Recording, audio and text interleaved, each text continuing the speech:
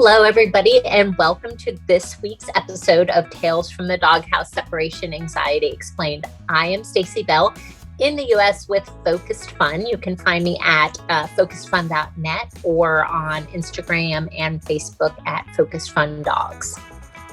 And I am Ness Jones. I am from Australia, from Separation Anxiety in Dogs Decoded, and I'm excited today because Stacey, one of the members of my Facebook group, the lovely Yana, has asked a question. And while I often answer questions in my Facebook group because it's specifically about an episode that we did on Tales from the Doghouse, it would be really nice if we could, the question was based around our episode on food, which was, should I use food in training? And we talked about that quite extensively. What was that, a couple of weeks? No, maybe a few weeks ago, maybe a month ago. I can't remember. I feel like that was a long time ago, but I have no concept of time. No. So I am the worst person to ask for when something happens because I just don't think that way.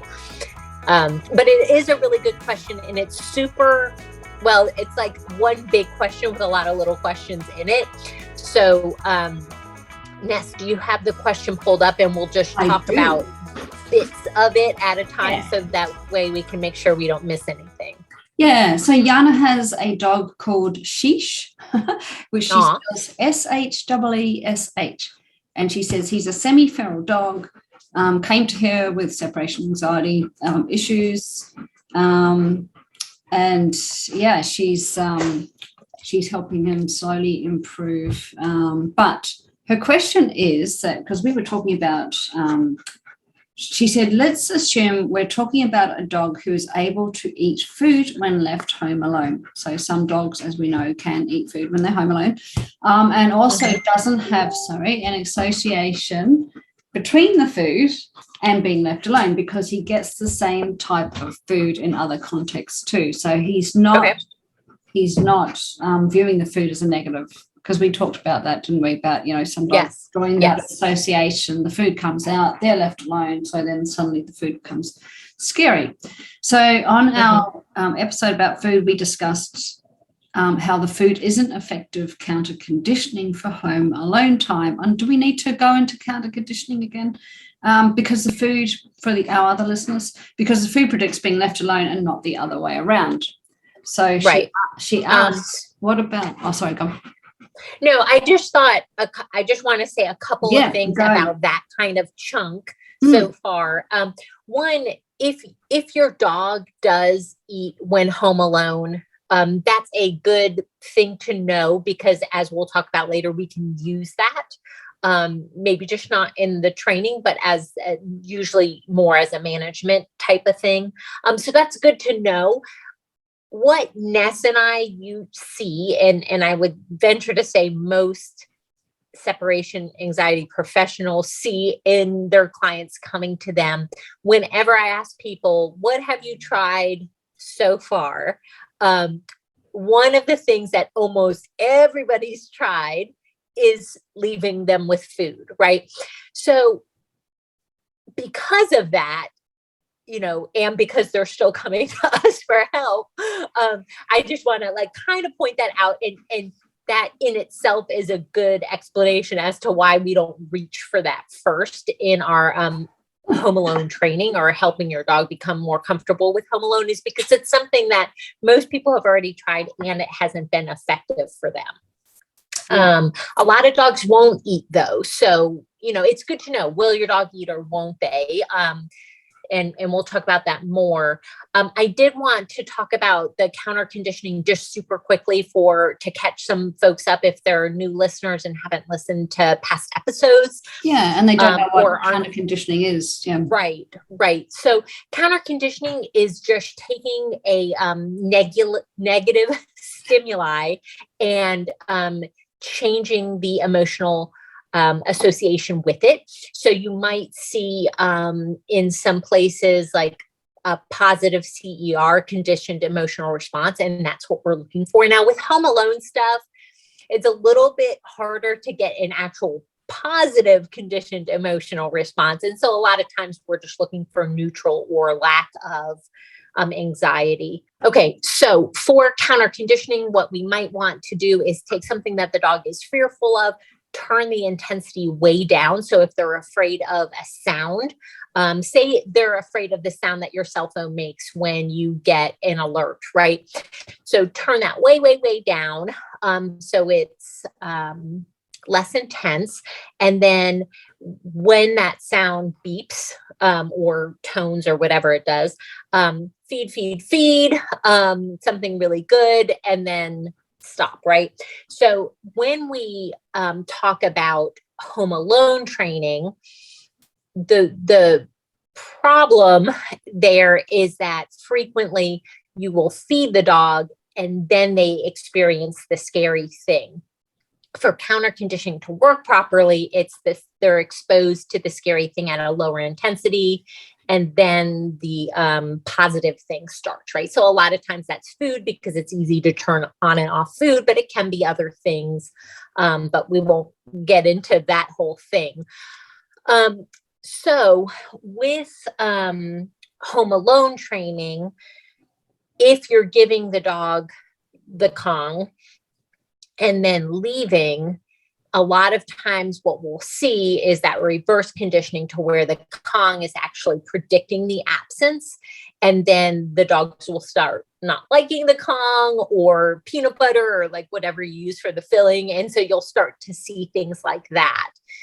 Now, in this case, she was giving the treats at other times as well. So there wasn't that one-to-one correlation. Like every time I get a Kong, mom leaves. So that can be a little bit helpful. But also some dogs will still just generalize that and be like, no, I'm not going to do Kongs anymore because of this association with leaving sometimes. Yeah. And they do that. They suddenly go, that's it for me. So I've heard a lot of clients say, they used to love their Kong and now they won't touch it. Yeah. Right. Yeah. Right. But it's interesting because basically you're saying, well, we're saying the food predicts the home alone time, therefore the Kong becomes scary. So Yana's next question, it's a nice follow-on to a nice segue. To her next question is, what about treat dispensers? So therefore, you've already walked out the door and, there's some treats like the pet shooter, for example, or even treat throwing functionality of many doggy cams. Yes, like the Thurbo. So the person's already left. So theoretically, the timing is, the order's different. The order is different. Yes. Yeah. So what do you think about that, Miss? Well, I'm not a fan of them, to be honest.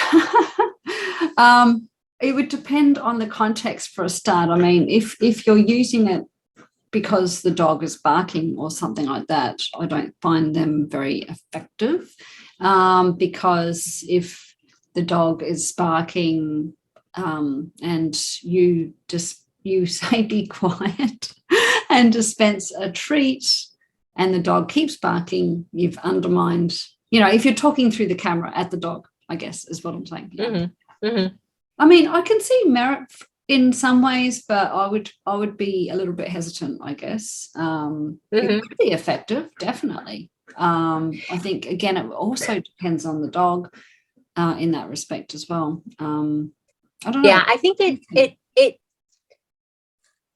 it does complicate training, right? Because you are then having to watch the camera consistently and deciding when you're going to distribute the treats. And so there's kind of two ways to think about it. I'm distributing treats randomly, and then is that okay, that's one way to do it. And then another way to do it is taking more of an operant approach. When my dog does this behavior, I will reward them with a treat, which then is the dog getting up to go get the treat. And then so if you were trying to reward the dog laying on the mat or showing signs of relaxation, for example, then you give the treat and the dog gets up and gets them. So I don't like how you're not really rewarding in the position that you would want, maybe. So instead of the dog being an relaxed, thing. Yeah. So you're saying instead of the dog being relaxed, they're actually actively seeking out what the treat is, where it is, et cetera, et cetera. And they could be. I mean, I think you're right. I think it does depend on the dog, because like our dog before Rowan, now Rowan would be afraid of the sound that the treat maker makes, and so that wouldn't be a good one for him. I mean, we would have to desensitize that outside of training, so it would be kind of like another step. So we would have to work on him developing a positive emotional response to the treat distributor, and then we would use it in our training, which is an interesting thing all in itself, because what could be okay when they have their secure attachment figure there with them might feel a little bit scary when their person isn't with them. So for dogs that are afraid of that, the kind of mechanical noise, and some of them beep, so you would have to really make sure that your dog was okay with that. So for Rowan, we would need to do work ahead of time before using that in training, and just really make sure that that he was okay even without me there. The other thing to consider is like our dog Tanner before Rowan would just knock the whole thing over and eat the treats out of it. Yeah, and I was just about to say that my 3 Malinois would just be at it, destroy it. Right. And then you have to think, if you have multiple dogs, is that going to create conflict between your dogs?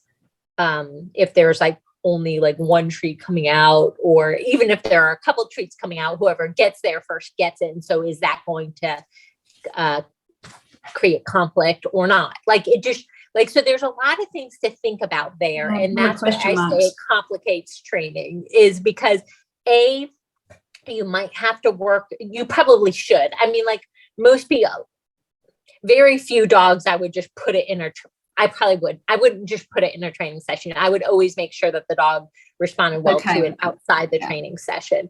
But for dogs that took to it right away, maybe it's not that much more work.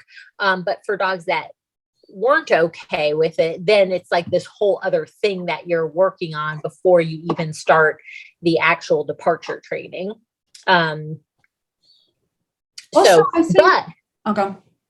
no, I was just going to say, but if you use it for other things, like say you use it for mat training, or say you do some competition stuff and you use it while your dog is waiting in the crate or on a mat for their turn, then your dog is very used to it. So it might fit into that person's training better, because they're used to using it.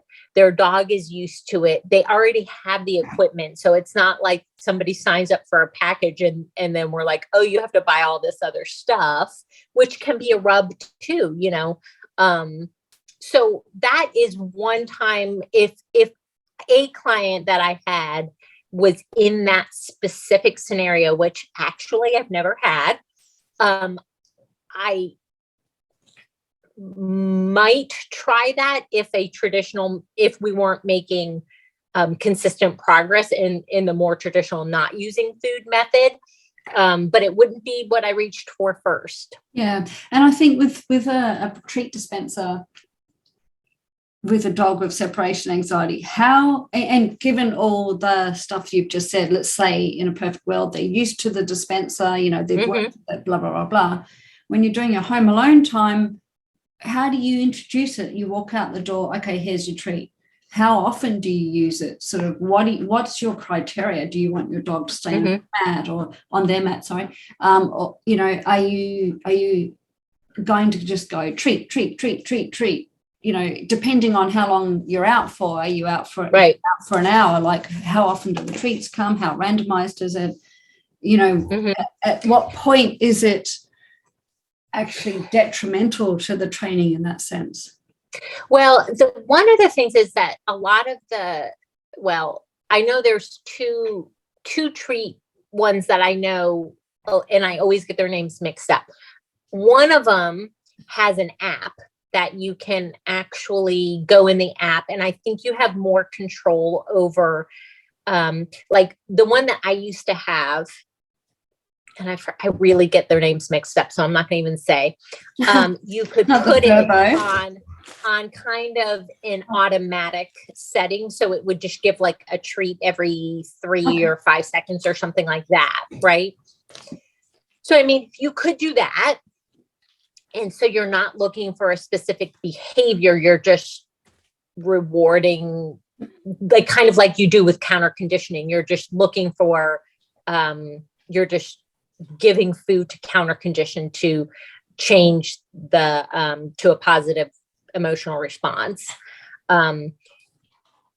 So that's one way of thinking of it, is just, we're going to do that. And then the problem is, if you don't have the ability on your remote feeder to increase that time between treats, then it really gets to you having to manually press the treat dispenser every time you want the new treat. Like say you're trying to extend from 5 seconds to 10 seconds between treats, or you're looking for a variable response or whatever. It really, you have to be like on it the whole time. So that's a big reason why I haven't done it, is because, I always try to make things as streamlined as possible for my clients, because they're already feeling overwhelmed with,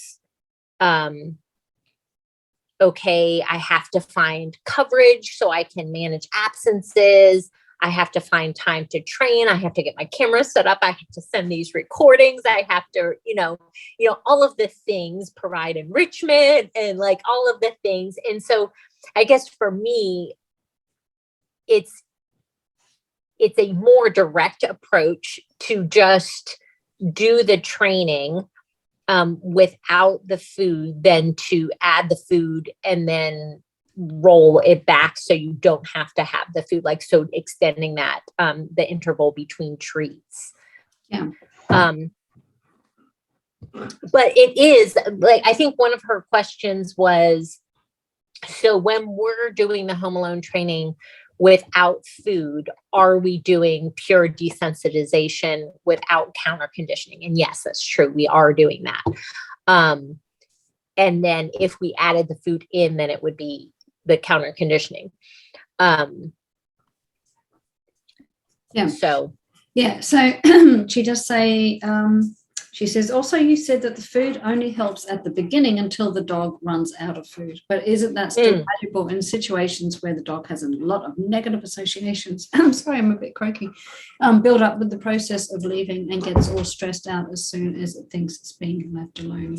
Yeah, so I think in that respect, rather than using food, I would start with desensitization to that whole process of being left alone. So not walking out the door till the dog's ready and the dog's settled, maybe doing draw desensitization and then going out for a few seconds and just building up that time, rather than dog understands that it's being left alone, all those pre-departure cues, it's negative association. Sure, the food will help you get out the door if the dog is suitably distracted by it, but then is it going to panic afterwards? So I would rather keep the food out of the picture and then do the training and then and like you were saying, if the dog is starting to get show signs of anxiety before they even leave, then in addition to dropping some of those pre-departure cues like we talk about, you can also just change the picture a little bit. How you leave, which door you leave from, all of that kind of stuff can really help give you a little bit more of a clean slate to work with. What I notice with food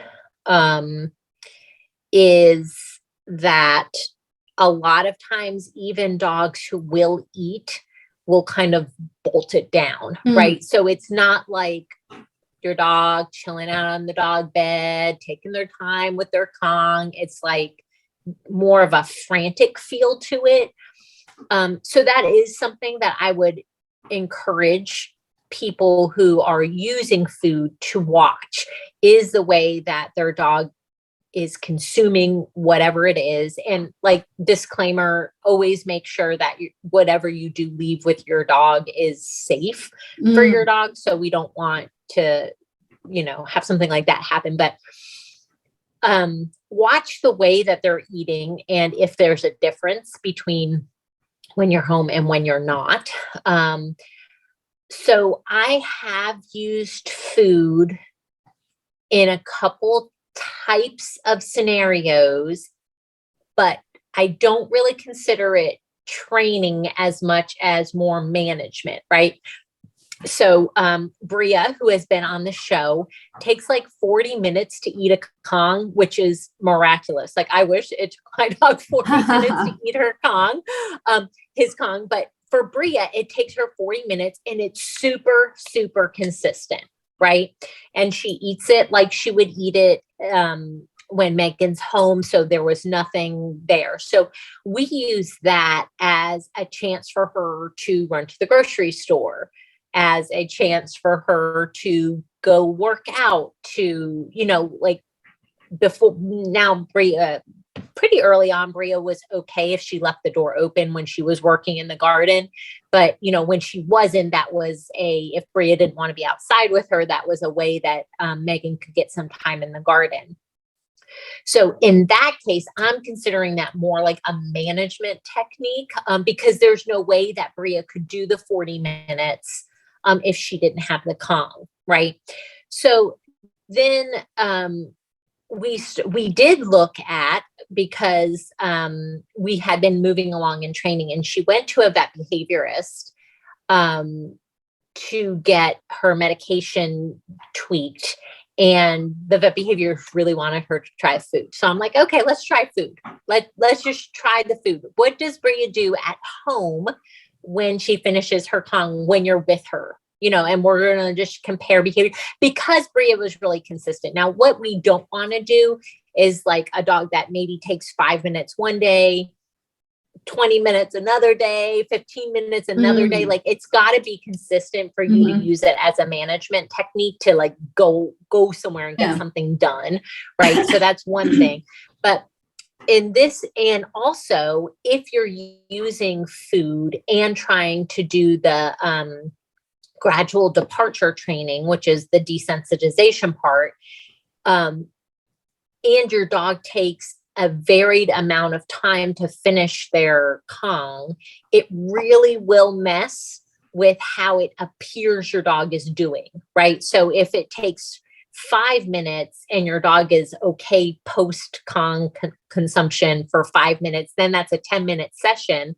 And so you're thinking, okay, my dog can do 10 minutes, but like the next day your dog maybe takes 20 minutes to eat the Kong and is okay for 5 minutes after. And then the next day they take 7 minutes and your dog's okay 5 minutes after. So you can see where, like, if you're looking at that total time, that it's not how you would normally progress the dog. So it can be, that's the part that makes it complicated. But with Bria, what we noticed is when she was at home with Megan and she ate a Kong, she would go get a drink and then she would want to go outside to go to the bathroom. Can't really do that. Unless you got a doggy door. No, not unless you have a doggy door. So then that ended up not being something we played with in that situation, because it was very consistent. Do the Kong, get a drink, go outside. Right. Yeah. So then it really didn't work for trying to extend absences or anything like that. And it would have been, even though she's super consistent, it would have been tricky just because 40 minutes is a big chunk of time to be, hanging out outside and then being ready to come in, or, whatever. So we didn't end up using it once we kind of looked at that picture of like what happens after. So we did early on use it for management, but not for training. Yeah, that's a good point. And so Lucy actually commented on Yana's post in the Facebook group, and it's quite interesting. So she says, for us, food was the only ticket out. So quite literally, she says, I couldn't even leave my dog from my Poppy. I couldn't even leave the room from her dog Poppy. Sorry. She would cry and jump at the door. If left alone, she would cry and wail for as long as I was gone, whether it was 2 minutes or 2 hours. and she knew this because she filmed it. And then she came to my group where she found the preferred method of using food doesn't work for everybody, meaning not everyone can be at home with their dog constantly for years or potentially forever. Anyway, so she gives her puppy a treat, sprays her bandana with pheromone spray. She also uses lavender oil and gives her a calming treat and puts on music. Sounds amazing. I could do with a spa treatment. Yes. At first, it only worked until the food was gone, and she's filmed this herself. So, but after about 5 times of doing this, she completely settled into the routine and would settle to sleep while waiting for me. And then she says, "Do what works for you." So it's interesting. We don't know how old Poppy is, and we don't know if maybe she was, she just never learned to be home alone, and maybe the food helped to settle her down. We don't know what exercise or enrichment she was receiving. There's a lot of factors in this that we don't have the information on. Brilliant that the food works for Poppy. But yes, unfortunately, it doesn't work for all dogs. And I personally would prefer not to go down that road and complicate things. I'd rather the dog learn to be at home alone in a car, without that extra factor. All the reasons we've just said, really, isn't it? Can be a little bit risky. Well, I think the other thing is that, like I said in the beginning, most of the people who come to us have already tried that. Yes, right? That's so true. So they have tried food, and they have tried kind of letting their dogs get on with their displays of anxiety, whatever that looks like, right? Hardly ever do I have a client come to me and say, "We just got this dog, and as soon as I noticed that it had separation anxiety, we reached out to a professional." It's always... Can I just stop you there? I have 2 lots of amazing clients at the moment. The first 2 have got these 2 dogs, Rhea and B, and those dogs have never been by themselves. So they just went, "We just want to do the training. We just want to start with that." So they've been really proactive as opposed to reactive. And the dogs are already on 40 minutes. Nice. Nice. Really, really good stuff. And the other 2, they just a month ago got a rescue.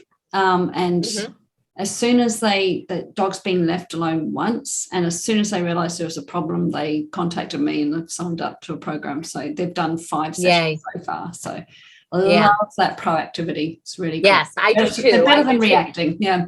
Yes, it is. And sometimes you don't know what you don't know. While we love proactive clients, we're totally not being judgmental to those of you who do wait a little bit longer, because you don't know. And I met somebody at a party recently. Not that I go to that. It wasn't really a party. It was more of like a party. It was more of like a gathering. And she didn't realize that you could work through separation anxiety. And I've heard people talk about that with like noise phobias or noise sensitivities as well. So sometimes people just don't know that there are solutions that are available. Yeah. So what could be happening when we see a dog that reacts in that way, to where they kind of seem to almost spontaneously get over separation anxiety? So the norm, I would say a majority of the cases, what we see is that if you leave a dog, even with food, but if you kind of leave them to get on with it, to cry it out, to howl, whatever their displays of anxiety are, what we usually see is that dog continues to get worse over time. So instead of desensitizing them, we're sensitizing them to being home alone. So they tend to get worse over time. However, there are some exceptions that we sometimes see.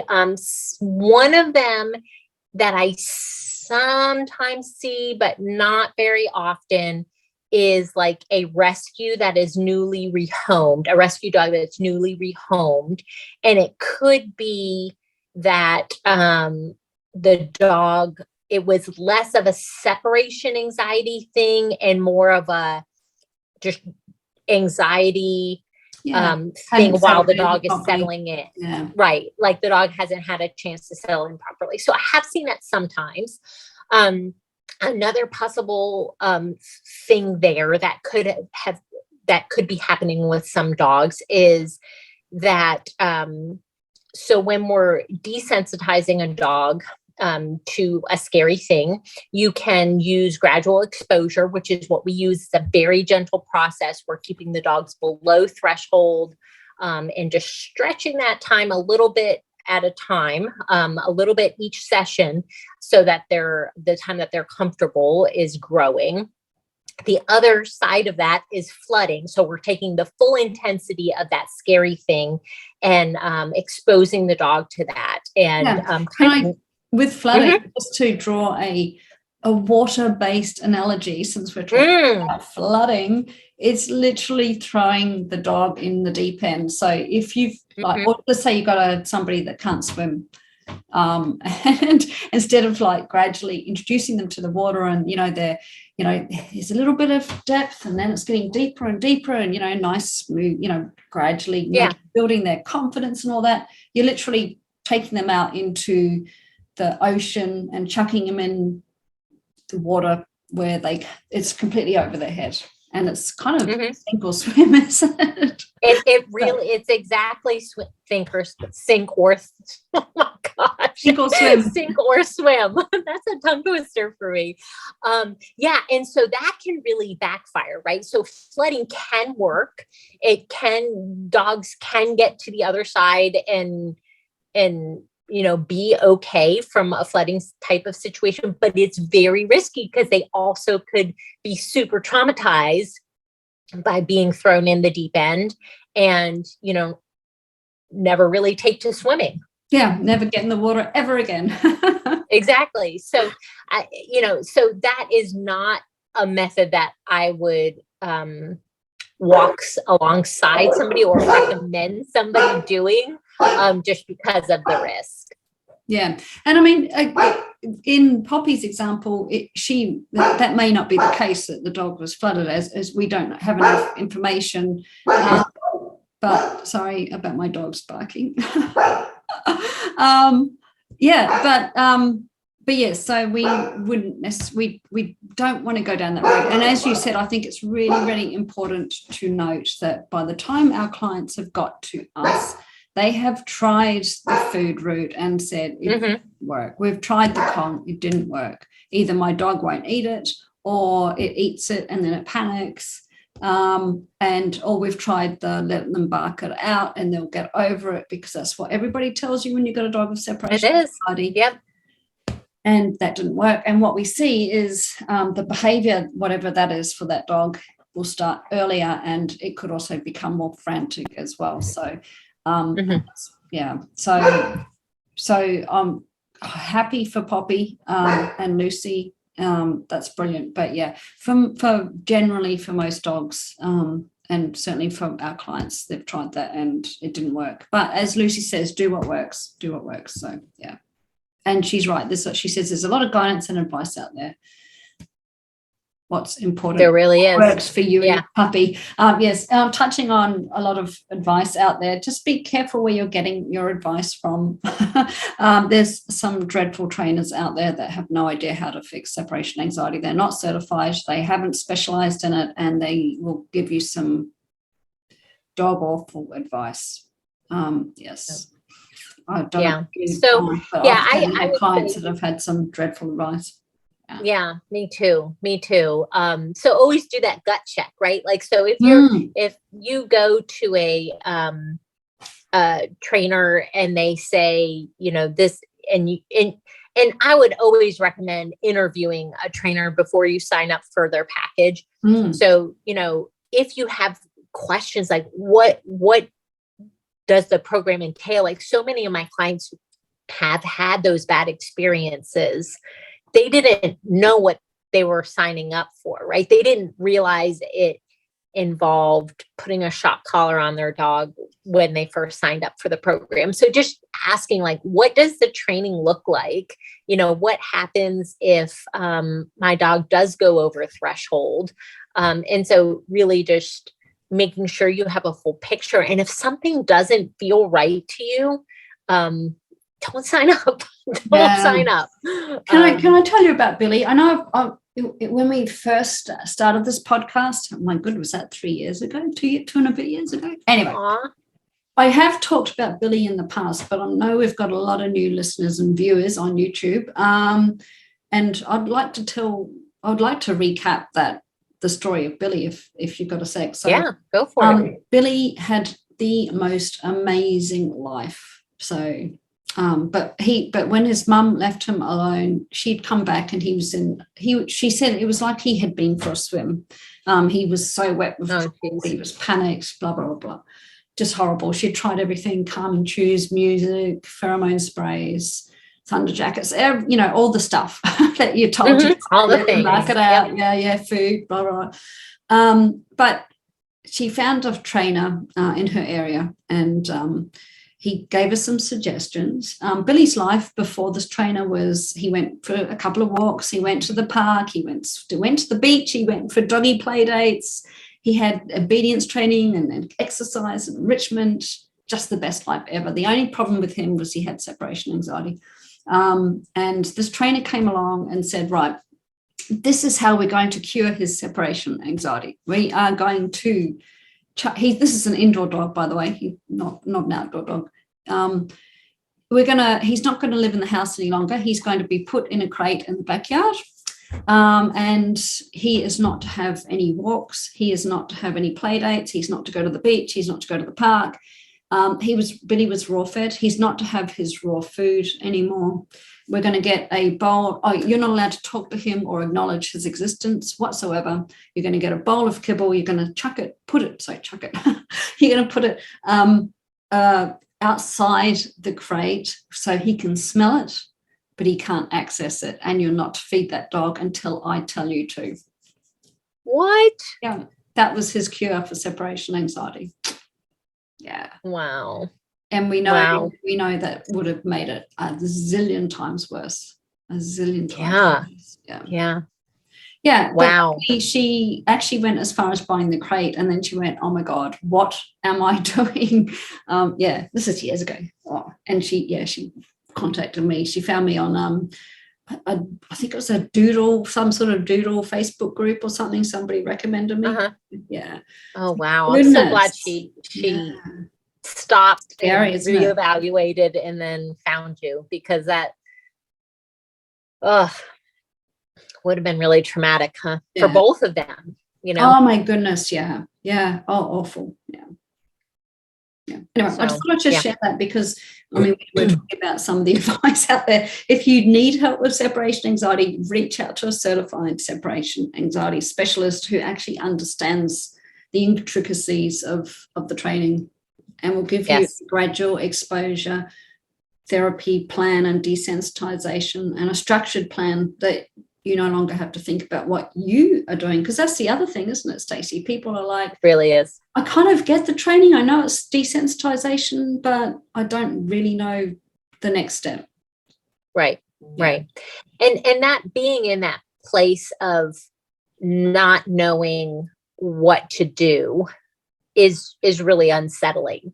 So like one of the most common pieces of feedback I get, because when I work with clients, I always am looking for feedback, what's working for you, what's not, what do we have to break down, what, do we need to streamline, whatever.